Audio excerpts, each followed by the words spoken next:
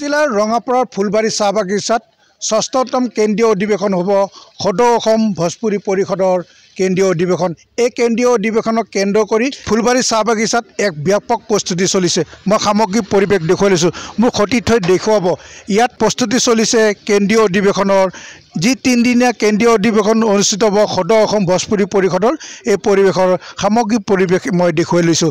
মোৰ সৈতে ভোজপুৰী পৰিষদৰ কেন্দ্ৰীয় সমিতিৰ বিষয়ববীয়াসকল আছে। মই তেওঁলোকৰ পৰা ভাষ্য গ্ৰহণ কৰিম, তাৰ পূৰ্বে মই সামগ্ৰিক পৰিৱেশ দেখুৱাই লৈছোঁ।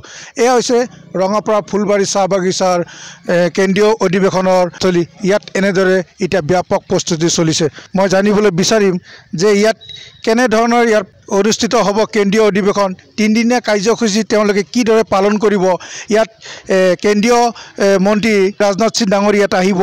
ইয়াত অসমৰ মুখ্যমন্ত্ৰী ডক্টৰ হিমন্ত বিশ্ব শৰ্মাকে আদি কৰি অসমৰ মন্ত্ৰী বিধায়কসকল ইয়াত উপস্থিত থাকিব আৰু ইয়াকে লৈ প্ৰস্তুতি চলিছে। তেওঁলোকে ইয়াত প্ৰতিনিধি সভা হ'ব। এই প্ৰতিনিধি সভাত তেওঁলোকৰ বিষয় বাছনি প্ৰক্ৰিয়া চলিব। তেওঁলোকৰ শোভাযাত্ৰা হ'ব, বৰ্ণিল শোভাযাত্ৰা হ'ব, মুকলি সভা হ'ব, বিভিন্ন কাৰ্যসূচী ইয়াত অনুষ্ঠিত হ'ব। এই ৰঙাপাৰা সমষ্টিৰ ফুলবাৰী চাহ বাগিচাৰ যি ৰংগমঞ্চ আছে, মোৰ সৈতে কৈলাশ কুমাৰ গুপ্তা আছে, অসম ভোজপুৰী পৰিষদৰ কেন্দ্ৰীয় সমিতিৰ সভাপতি।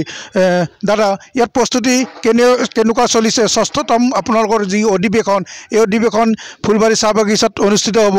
আমি প্ৰথমলৈকে আপোনালোকক ধন্যবাদ জনাইছোঁ যে ৰঙাপাৰাৰ নিচিনা এটা সৰু অঞ্চলত আপোনালোকে অধিৱেশন পাতিব। কেনেকুৱা ধৰণৰ প্ৰস্তুতি চলিছে? বহুত বহুত ধন্যবাদ আপোনালোকক। আমাৰ ষষ্ঠতম ত্ৰিবাৰ্ষিক কেন্দ্ৰীয় অধিৱেশন যেহেতু আৰু 2 দিনে আছে, 2 দিন পিছত আমাৰ কেন্দ্ৰীয় অধিৱেশন আৰম্ভ হ'ব।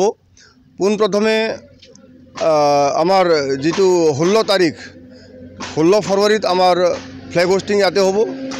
ফ্লেগ হোষ্টিং কৰাৰ পিছত আমাৰ শ্বহীদ তৰ্পণ হ'ব। শ্বহীদ তৰ্পণৰ পিছত যিহেতু এই অঞ্চলত আমাৰ এই অধিৱেশনটো আমি পাতিছোঁ, সেইকাৰণে এই অঞ্চলৰ ৰাইজৰ কাৰণে অলপ সকাহ দিবৰ কাৰণে, তেওঁলোকে আমাৰ পৰা অলপ উপকৃত হ'বৰ কাৰণে আমি এটা বিনামূলীয়া স্বাস্থ্য পৰীক্ষা কেম্প আমি ইয়াত 10টাৰ পৰা আৰম্ভ কৰিম 16 তাৰিখে।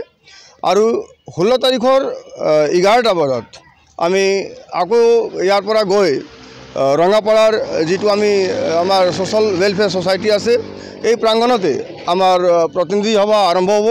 আৰু এই প্ৰতিনিধি সভাত আমাৰ বিষয় বাছনি হ'ব।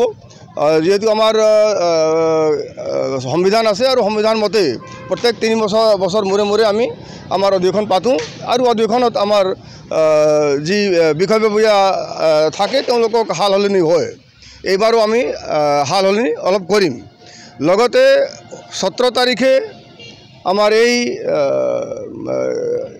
মঞ্চতে বিভিন্ন দল সংগঠনৰ নেতৃবৰ্গ আহিব আৰু তেওঁলোকৰ উপস্থিতিত আমাৰ অসমৰ বিভিন্ন জাতি জনগোষ্ঠীয় সাংস্কৃতিক সমাৰোহ আমি পাতিম, লগতে মুকলি সভা পাতিম।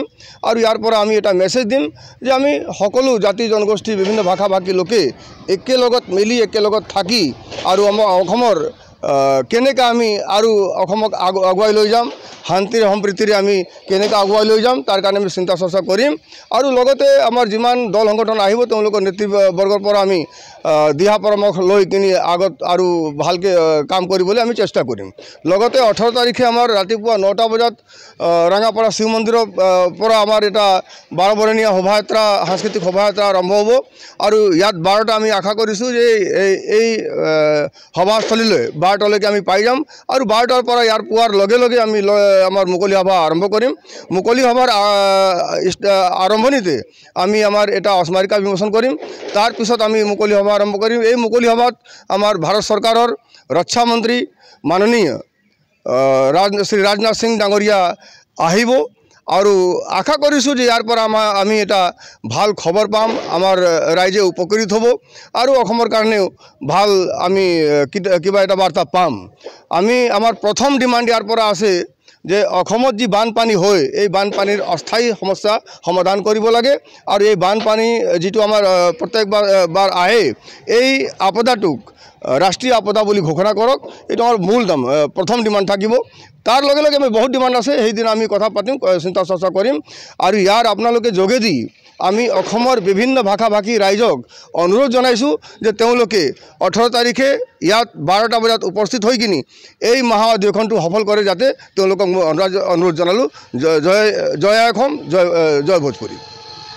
হয়, তেওঁলোকে এটা কথা কৈছে যে ইয়াত বিভিন্ন জাতি জনগোষ্ঠীৰ এটা সমাৰোহ হ'ব। এই সমাৰোহৰ যোগেতে অসমত যি বিভিন্ন জাতি জনগোষ্ঠীৰ ৰাইজ আছে কেনেদৰে একত্ৰিত হৈ থাকিব লাগে তাৰ এটা বাৰ্তা তেওঁলোকে প্ৰেৰণ কৰিব। আৰু যি অসম ভোজপুৰী পৰিষদ আছে তেওঁলোকে ৰাজনাথ সিং ডাঙৰীয়া অহাৰ লগে লগে অসমৰ বানপানী কিদৰে সমস্যা সমাধান কৰিব পাৰে ইয়াৰ এক দাবী তেওঁলোকে উত্থাপন কৰিব। আৰু এই যি বানপানী অসমত যি জুৰুলা কৰা এটা বানপানীৰ সমস্যা এইটো ৰাষ্ট্ৰীয় সমস্যা হিচাপে ঘোষণা কৰি ইয়াক কেনেদৰে প্ৰতিৰোধ কৰিব পাৰে তাৰ এটা দাবী তেওঁলোকে প্ৰতিৰক্ষা মন্ত্ৰী ডাঙৰীয়া আহিব।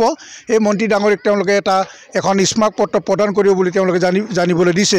এই যি অধিৱেশন আছে কেন্দ্ৰীয় অধিৱেশন তেওঁলোকে সফল কামনা কৰিছে আৰু সমূহ ৰাইজৰ উপস্থিতি তেওঁলোকে একান্তভাৱে কামনা কৰিছে।